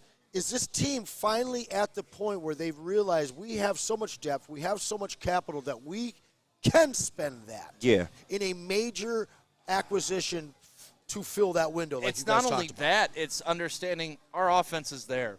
Our offense is championship level. It was last year. It's even better this year. You got to support it. You have to support it with some defense. And I think that has to be part of the equation, right? Like, they're there offensively. You're halfway there. It looked like you were getting there defensively. You got to keep that trend going. You can't let those two units fall very far apart. What has the draft meant to this team over the last 3 years? 4 years. We ain't got time for the draft. I ain't got time for the draft. Hold on a second. No. Look at the last 4 years and how much we have altered this team in a positive way through draft picks. We already have a third-rounder gone, okay? Max Crosby is going to take at least 2 first-rounders. So you give me your first and second this year and maybe a first next year. Now you're talking about a 4th, 6th, and 7th round pick this year coming up, and that's it. And I'm just telling you guys, Lions fans at home, I love you guys, and I'd love to see Max Crosby in the Honolulu Blue, but I just don't think that it is in the script for this regime to give up major future assets. They want to be a 10-win team for the next 20 years. I understand that. So let me ask you a question. You're an LA Rams fan. How you feeling about the Matthew Stafford trade? Because you're looking at similar numbers to go get a Max Crosby, right? Are you happy that they got their Super Bowl, but now we know the Rams are never going to be that for the next at least decade, right? That's kind of the scenario we're asking, right? Right. So do you want to be the Rams? That's my question to you, and that's my question to everybody in the chat right now. You know our answer. My answer is banners fly forever. Exactly. Get but us we don't a fucking own the Lombardi. franchise. We don't own the franchise. I don't own the franchise, but just get us a Lombardi. Just one. In everybody's lifetime. In the span of the whole franchise. Because once you have one, at least we can say we're not that team anymore. But like that's the question to the chat. Do you want to do what the Rams did? Do you mortgage everything for 1 year? And then you hope you hit a Puka and stuff like that, and your team stays relevant, decent. You make the playoffs, but you're getting bounced early. God, it's such a tough decision to make. Yeah, it's tough. But, championships are forever, man. So what's forever? What's the cutoff? What would you not give up to get Max Crosby? There isn't much. Honestly, give up you're not giving up 2 firsts. I know that. So, 1 first? Oh, he would. He'd give up 2 firsts and his second. Sleep on that. He'd give up 1, 2 this coming year and then 1 after that. We can't do that. Am I wrong? But you guys are would you give that up? You guys are SOL fans right now. I'm not. Our two firsts and a second is a lot of draft capital. Our picks are 32 and 31 now. I understand It's not like that. we're giving up top 10 picks anymore, boys. I understand that. So I'm okay if I could give up the 32nd. Let's say we lost in the Super Bowl, or let's say we lost in the NFC Championship game. So I'd give up a 30th, definitely, and a 62, and a 62, and a potential another 30th for Max Crosby. I would do that.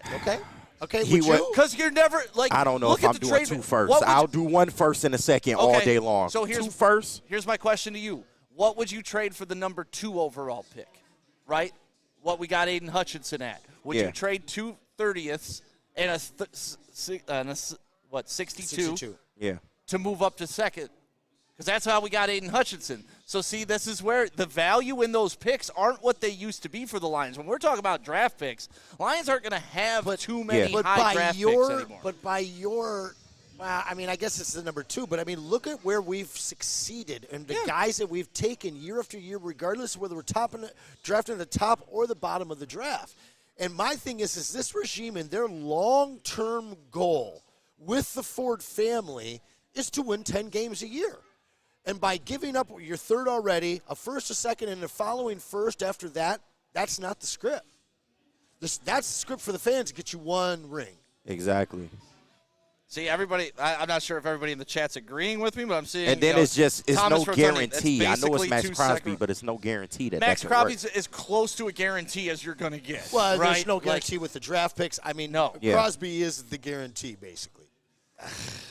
I'd do it. Real quick. I'd do it. For everybody calling in and hanging up, I cannot screen the calls. So once again, once it stops ringing, hold the line, and we will get to your call. We got packed phone lines right now. So yeah, we'll take a couple more calls, and then we're going to kind of wrap it up here at the postgame show at Hayes Social, brought to you by 1800 Tequila, Sabbath Coffee. Two first, 2 seconds. Hold on, I'm plugging the sponsors. Chill the fuck out.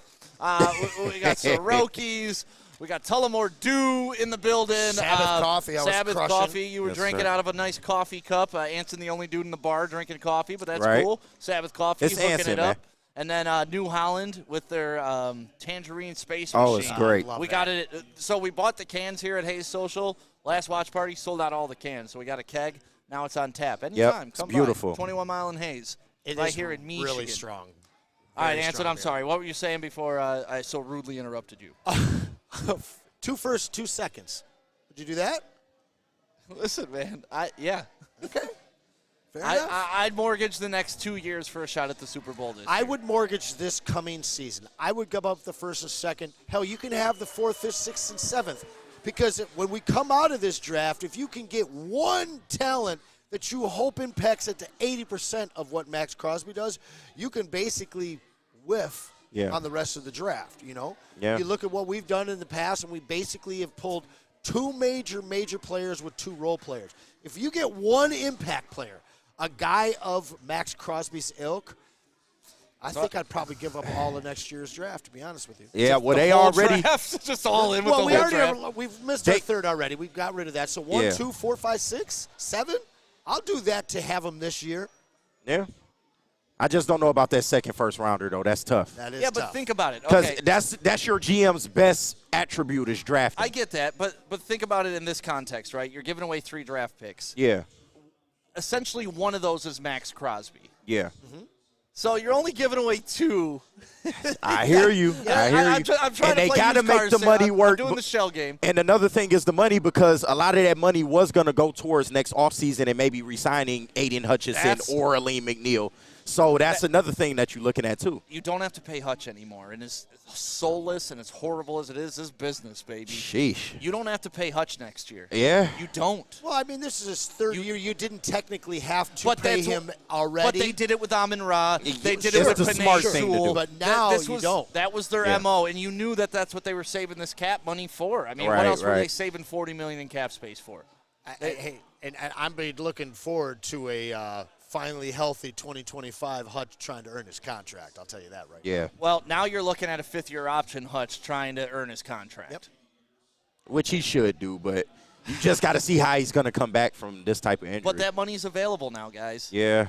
I And guess you're right, yeah. So Well, it's and, there. And all the people, your fellow Lions fans, why do we still have $30 million? Why did they leave so much under the cap? Why didn't they spend it on free agents? Yeah, that's why. Today is why. Yep. Ooh, Aaron Donald. That was a fun name. Happy Sick, retirement. They just paid Retirement, Monty. baby. They are not that kind of franchise. They just paid Monty. They are not that kind of franchise. I don't know what that means. I think that he means that they're good-hearted and that they would still take care of Hutch, which I don't disagree with. But the fact that they like didn't dog. pay him this year is Listen, I'm a because nice he's guy. going into his 3rd season. When you look at a guy, coming into his 4th year, coming off a catastrophic injury a year before you can franchise him, waive him, or restrict him for that last year. Right. There's no way that they're going to give him the money before 2025 season Before starts. his leg is healed. I mean, unless And I you're don't looking for a discount. And listen, Aiden, there you go. But Yeah. listen, I think Aiden Hutchinson is the type of player, too, that's like, guys, don't spend this on me till I prove it, too. Like, Fair enough. And I like let's that, be too. honest, Hutch isn't hurting. I mean, he's doing fine financially. Of course. Everybody, of course, could always use more money. I think we all could use more money. But at the same time, Is that in play for him to just take less money and well, re-up at the I'm beginning of next interested to season? see what happens because now he's going to go on IR. He's a season scratch. The Lions should get some money back towards the cap. Yeah. I'm interested to see how much money that is going to be. Probably not a lot because he's still Is on it a that rookie rookie deal? contract. But it's still a number 2 overall pick rookie contract. It's not like he's number 24. There'll be some money. You're going to get some money back. Not enough to go Yeah. sign a banger, but it'll help. It'll alleviate some. Yeah. Let's take a couple more phone calls, KG. Who we got on the line? All right. Area code 248-240. Hey, 240. Who's this? Where are you calling from? Hey, what's going on? From Madison Heights, Michigan. And this is the bad guy, Johnny K. What's going on? Hey, we just read one of your tweets or one of your texts, man. I know. I saw it. I was like, I'm going to get on. I'm going to talk some football. Let's hear it. All right, what you got to say? For everyone in the chat, freaking out, going, our season's down the drain. Our season is not down the drain. Stop with the SOL. Please exit stage left if you're going to think that way. 2, this is a season-ending injury. He is not coming back, people. Fair. They are not going to rush him. You read my comment. They will keep him out as long as they need to. Hutchinson will try and persuade them, but they will say, Hutch, we want you 100%. We were already going to draft an edge rusher next year. This only doubles down on that to, A, help Hutchinson out when he comes back, and to help us recover at that position. They may get a free agent. They may get someone this year, but it is not going to be a big name, people. It is not going to be big money spent. Brad Holmes is a genius. He loves to do deals and make other GMs look stupid. Mm-hmm. Yeah, no, and he makes fans look stupid, too, a lot of times, because we all think that, oh, God, this isn't the guy, but they know their system better than we do. They know who's going to fit it, and they know who their prospects are. And I love watching them evaluate talent at the draft combine, because what they look for is different than what other people look for. His draft board's always different, so his target list is going to be different. We've listed a lot of names. Crosby is the hot button. Everybody loves Crosby. I love Crosby. This isn't Madden, though. That's trying true. to tell them. We would all love these names. Trey Hendricks. I'm watching the Bengals game right now, watching to see what happens, see if the Bengals lose, But I don't see it. Like, they're not going to mortgage the future. They will get someone, but it's just not going to be at the expense of the team. It's not their style of we management. Didn't work this hard and come this far to do a self-inflicting wound, which that would be. Yep. No, I agree, and that's a great phone call. Thank you for calling in to the post-game show here on Woodward Sports. I think you brought us some great points. Like, these guys aren't going to kill themselves to fill this gap. And listen, we're 3 hours removed from the injury, still kind of acting in an emotional way. Of course. We're our fans, short for fanatics, which is what we do. The wound is fresh. I'm interested to see how my mindset is tomorrow. I'm going to be filling in on Big D Energy with me and Sean Belesian, because Neil Rule is out in California doing Neil Rule things. With the Pistons. Yeah, with the Pistons, because that's Neil Rule things. Yeah. But either way, I need to sleep on it, because it's still so shocking. It was the guy you couldn't lose on defense, man. He was the guy you couldn't, of all the guys, he was the guy that you never thought it was. It was just like a bad movie. You're getting everything you want. It's like Game of Thrones. Like, you're going to kill that guy? Right. Yeah, the lead. Like, what? The lead? Man. Yeah. Yeah, I mean, and it was literally the most fun I had watching a Lions game in a long time. Like, I had been calling for a beatdown. I want to relax in the second half. Like, I want one of those games where we could just enjoy, and it's like, oh, Vaki's getting so. Oh, look, right? Hendon Hooker's. This is was awesome. some Lions shit This today. was the most complete Lions game I think I've ever watched. Yeah, most complete Lions game ever. for more than reasons just on the field. Yeah. You know what I'm saying? Yeah. We finally get to this point. We've been waiting for this game since week 17. We go and we step on Cowgirls' necks, but there's a caveat. Yeah. It's like you finally get to close with the most beautiful girl you've ever seen in your life. You're going at it for a good 20 minutes. Dude walks in, just kicks you square in the nuts. Or you find out she got the clip. Yeah, and he walks in, kicks you square in the nuts, walks out of the room, and you still got to finish, even though you're hurting. And you want to. Collapse curable. Oh. Well, technically this is too. Yeah, tell you right. Man. I'm going to do the show from over here. Hey, we got 3 more calls left. Is that all right? Yeah, that's fine. Yeah, everybody else calling in, I apologize, but we got the last 3 callers here. I got to give a shout-out to the Canadian legend, Matt Comza. you said, what a loss Hutch is. Shitty. And I agree. The Cumsas are awesome over there in Windsor. If you've ever been, go to Wild Child, go to Bull in the Barrel, go to Voodoo back in the day, Rush. Oh, man. Bentleys? They did not own Bentleys. Oh, they owned all these buses. Yeah. Yeah. They're the All right. kingpins over there. Everybody has 3 calls left, so if you're calling in now, you're not going to get through. You but, did not make the cut. All right, who we got, KG? All right, area code 865-418. Who we got? 865-418. Oh, their feedback. Oh, yeah, that is. All right, we're going to leave you on hold. Try and fix that, man. We are going to 308-224. Hey. Hey, who's this? 0545. Where are you calling from? Hey, I'm calling. Hey, you know me. I'm James from Kansas City. There's a little bit of a delay. What's so up, it's a KC? little awkward for me, but Roder's my guy on the fantasy thing. And Hey, shout out. Oh, yeah, he in the Woo Crew Fantasy League. Yeah. Yeah. Shout out, Anyway, James. I'm going to take a second. I'm going to give you guys a different look at this. I think D-line isn't where we need to go look at. O-line, I think baby. we need to look at safety, secondary guys.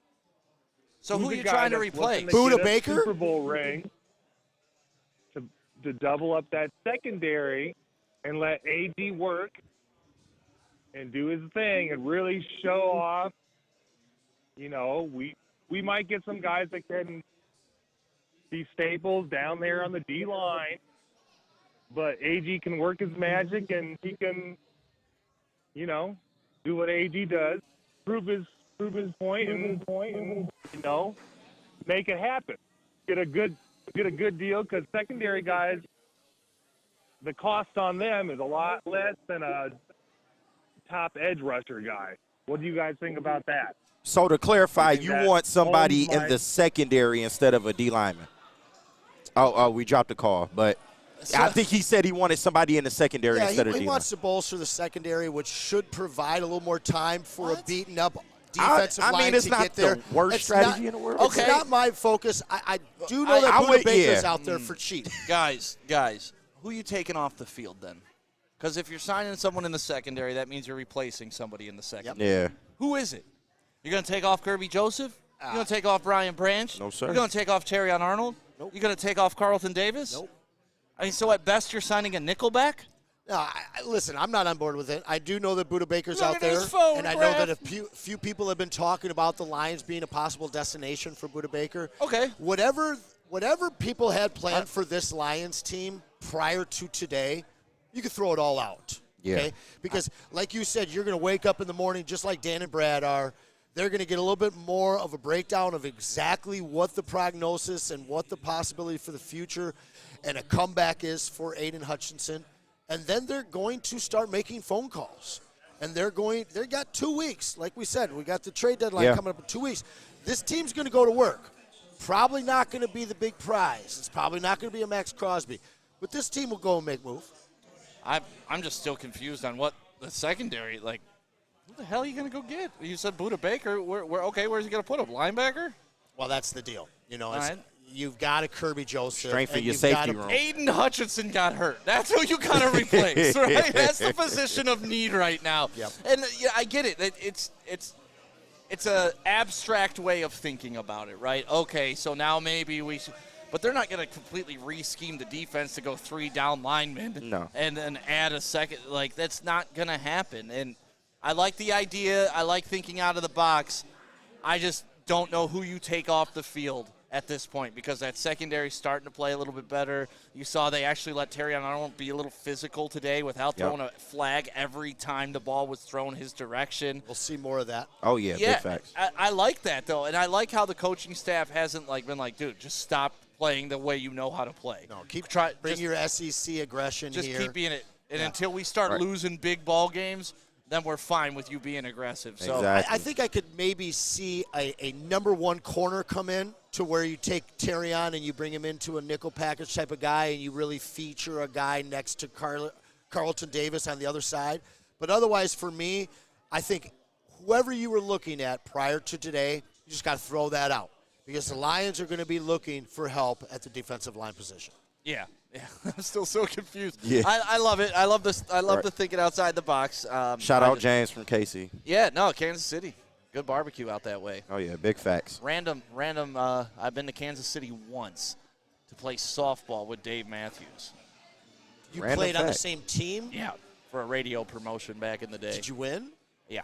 Could he swing the bat? Yeah, no. Boyd could play. Boyd, man. That's our guy. Now, was Dave drunk or sober? He was sober. Or no, he was drunk at the after party. Solid. Sober during. I asked him to smoke weed, and he said I couldn't right now. I was a little disappointed. You know, Maybe it was for a show or something. Yeah. No, it was not. It was at an after party. He was already drunk. He's Oh, like, well, damn. He's like, I can't do that right now. Oh, maybe he was on probation. I played softball with Dave Matthews, but I was disappointed. Yeah. Yeah, name drop. But no, take your girl So to see random Dave flex. Matthews. You'll have a Right. good time.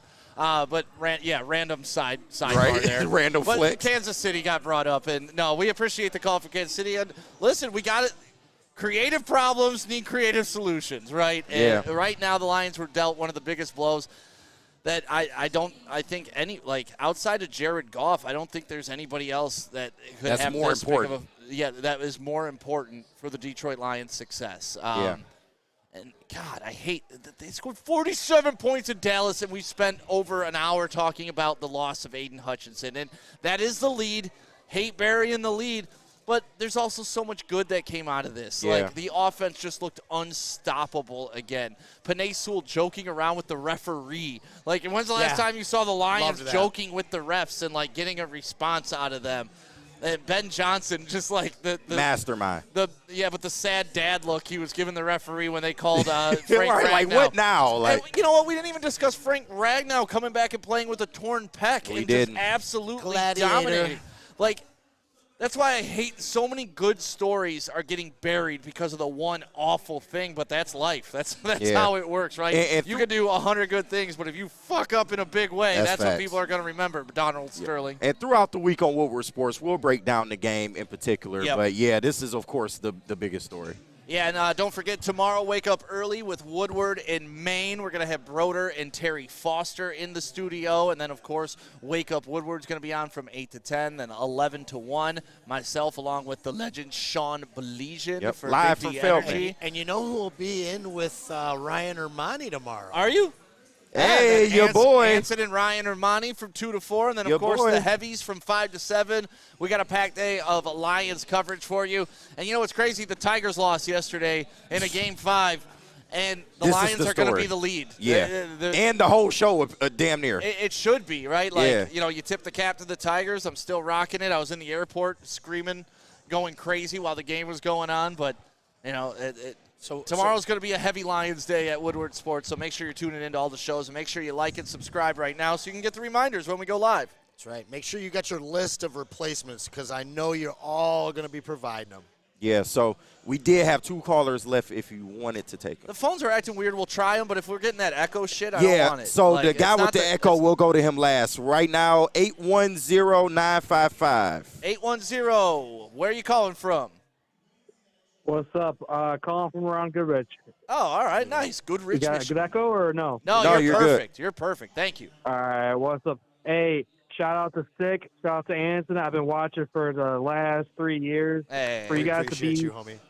For you guys to be on this late and give the fans what they want. Hey, man, people don't appreciate it enough. So I just wanted to shout out. Oh, dude. KG, And- thanks for putting that Hey, call see, through. I told you I got Down, you. down, baby. I love that guy. Hey. But here's the question. You guys already talked about it.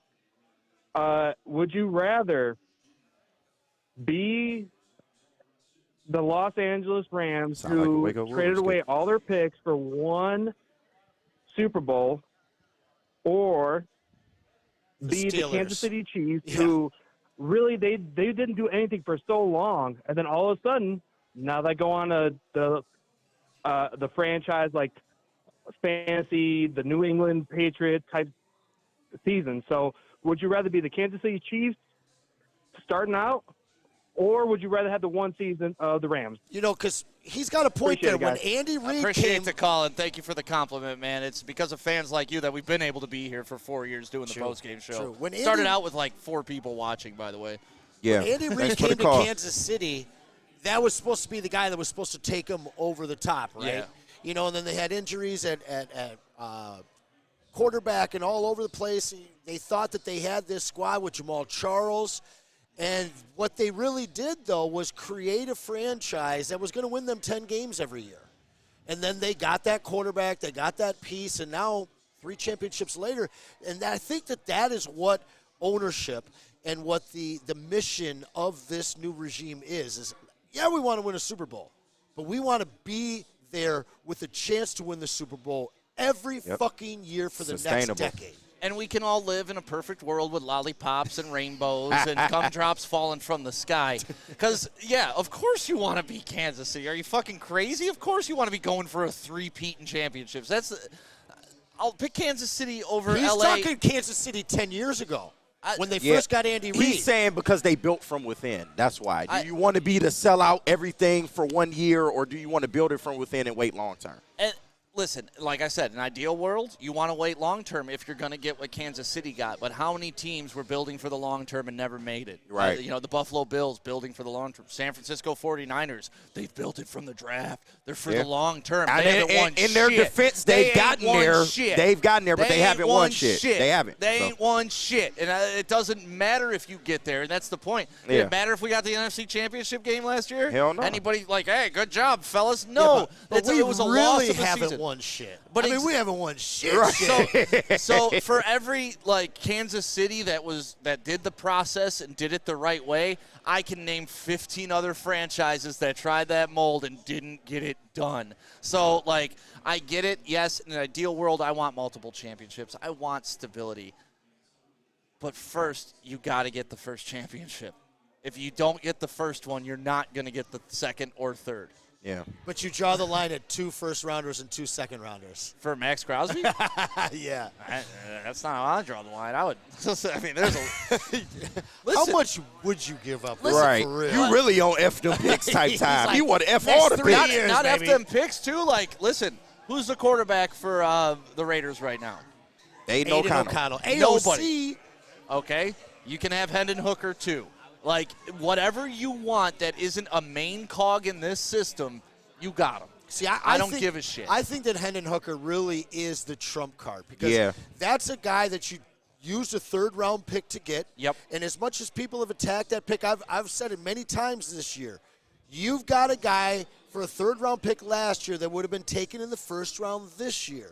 And I know that there's at least a quarter of the teams in the NFL that are looking at him the same way. So if you can hedge some of that cost with a Hendon Hooker that's maybe seen as a 1st-round pick. Yeah. Well, he's not going to be seen as a 1st round, but let's say he supplements your 2nd round. Yeah. Now you're giving 2 1st round and a Hendon Hooker. And if you lost Vegas, what do you have to lose? I mean, if you go in the draft and draft another quarterback, now you got a competition. Yep. So, yeah, I mean, that's not bad strategy. Yeah. Gardner Minshew is not the guy. Clearly. AOC, he was never meant to be. I'd take Minshew back as our backup. Yeah. You need a veteran backup. Minshew in this locker room? Minshew would love it here. Oh, my God. Him I or would love Flacco, Minshew bro. here. Him or Flacco. I'll take either one. Yeah. Flacco just shows up and wins. He's crazy. Off the couch. Off the couch. He was never this good as a regular player, though, which is crazy. I mean, he got a Super Bowl, but he was never No. But we got one more call. It's the guy that had the static. 865-418 is your last chance. No. Oh, and there's that. Let All it right. go. And that's the end of our calls tonight. This is why you're on the show and not on the phone to make trades. Yeah, You'd well. be stolen blind. You're damn right. You're damn right. I mean, You're not wrong, bro. No. And that's the emotional impact of a situation like this, losing a guy like Hutch, when you are a starved franchise, when you're so desperate to just get to a Super Bowl, much less win one, that I would your whore fandom myself out Yeah. for a Super. Yes, you There's very. I always joked about, if the Lions ever win the Super Bowl, I'm flipping my own fucking car in my own driveway. I'm lighting it on fire. I don't care. That's just how it's going to be. Nobody's rioting? I am. Yeah, it's my own personal riot in my right. driveway, and nobody can say shit because it's my property. True that. I'm burning it. You won't be the only one, trust me. Yeah, I know, and I'm not the only Lions super fan that's ever existed. I'm the only one who started a sports network in the city. Because I'm a super fan and was sick of the negative bullshit from the other station. 97 won the ticket, not to mention names. Brag. And we're so thankful for you. That's the actual flex. But that's my fandom. I wanted goodness for the Lions. I wanted positivity for the Lions. Then we get assholes like Easy working for us. But either way, and that one's perfect. I love the Lions. I want them to win at any cost. I don't care what they have to do to get it done. Because once it's done, nothing else matters. Once you climb the mountain, it doesn't matter if you had to step over dead bodies on Mount Kilimanjaro to get there. You got there. You're at the summit. Nobody could ever take it away from you.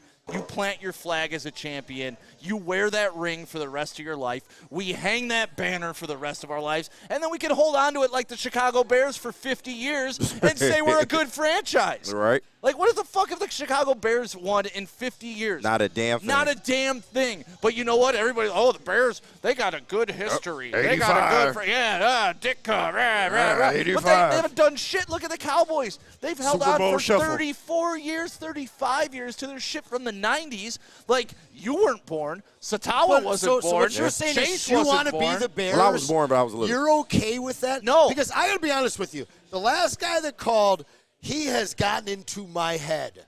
And at first I didn't understand the Kansas City comparison because, of course, I want 3 Super Bowls.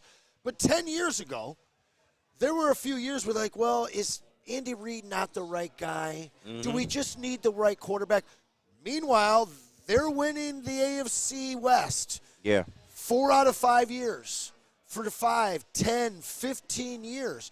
And then it all kind of clicked and obviously got their wings. But let's say we won it last year. When did we shock the world last year? Are you okay with us being a 3-14 team this year and going back to the obscurity and failure that was known as the Lions franchise?